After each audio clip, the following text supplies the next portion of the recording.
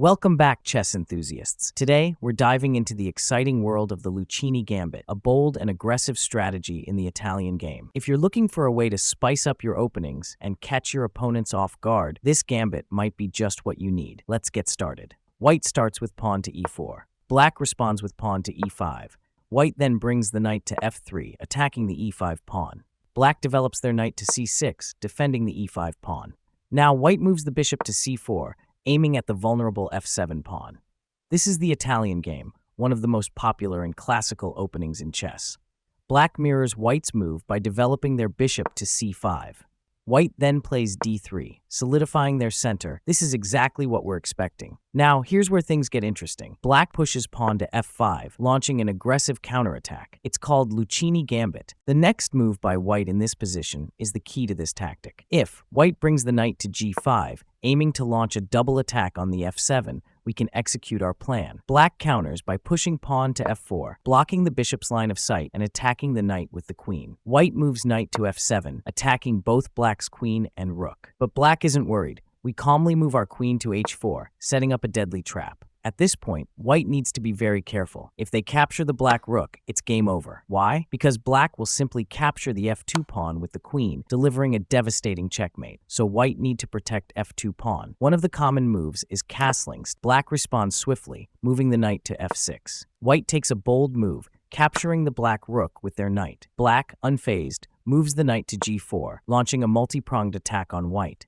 White realizes the danger of an impending checkmate and pushes the pawn to h3 to create some breathing room. But black isn't slowing down. The knight captures the pawn on f2, putting white's queen under direct threat. White responds by capturing the knight with the rook, thinking they've regained control. But black has a devious plan. The queen captures the white rook, putting the king in check. White is now forced to move the king to either h1 or h2. Let's first see what happens if white goes to h1. Black immediately advances the pawn to d5, threatening the white bishop. White captures the pawn with the bishop, hoping to relieve the pressure and also it's free. But black's strategy is relentless. The bishop moves to g4, attacking white's queen. If white captures the black bishop with the queen, black delivers a crushing checkmate with the queen on g1. And if white captures the black bishop with the pawn, black simply moves the queen to h4, securing another checkmate. No matter what white does, even if they sacrifice the queen and make another move, the game ends in a checkmate. Now, what if white moves the king to h2 instead? Let's explore that. Black repeats the move, advancing the pawn to d5, targeting the white bishop. White captures the pawn with the bishop, but the situation is just as dire. Black moves the bishop to g4, attacking white's queen. At this point, white is nearly out of options. If white moves the queen to d2, black's queen delivers a lethal checkmate on g1.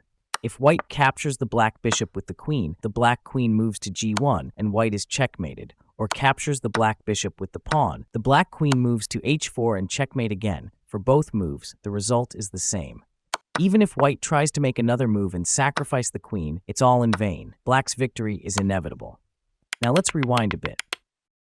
What happens if white decides not to capture the black knight with the rook and instead moves the queen? In this scenario, the outcome of our trap doesn't change. White has a few options, moving the queen to d2, e1, e2, or f3. For example, if white moves the queen to e1, black seizes the opportunity and captures the pawn on h3 with the knight, putting white in check from both sides. At this point, it doesn't matter whether the white king moves to h1 or h2. Black's knight simply returns to f2, putting the king in check again. The white king is now forced to move to g1. And here, black delivers the final blow. The queen moves to h1, checkmate. Let's rewind again. What happens if white doesn't castle in this position? One of the most common moves white might choose is white plays pawn to g3, aiming to attack the black queen. Black responds by moving the queen to h3, sidestepping the attack. White then captures the black rook with the knight, a move that was planned from the start. But black has a counterattack ready, advancing the pawn to d5 and putting pressure on the white bishop. White captures the black pawn with the bishop, trying to maintain control. However, black isn't done yet. The bishop moves to g4, attacking white's queen.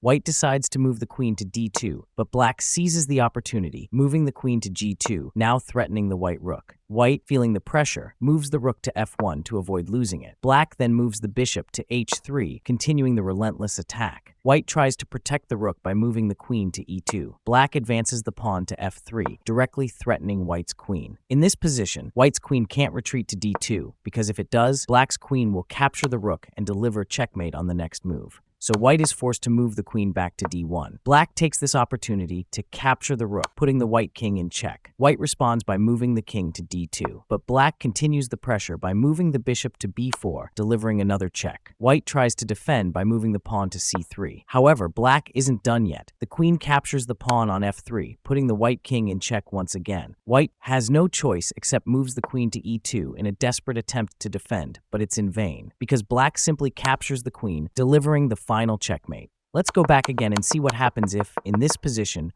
white makes a different move instead of moving the queen. One of the most common alternative moves is white plays pawn to f3, attacking the black bishop. But black chooses to ignore the attack and captures the white pawn on g3 with the pawn from f4. In response, white captures the black bishop with the pawn. However, black continues the pressure by advancing the pawn to g2, attacking white's rook. In this situation, white has no good options to defend the rook. The squares h1 and f1 are both under attack by black's pawn. If white tries to move the rook to g1, black can easily capture it with the bishop. Given the position of black's pieces, the game is now completely in black's favor, and they can likely win the game.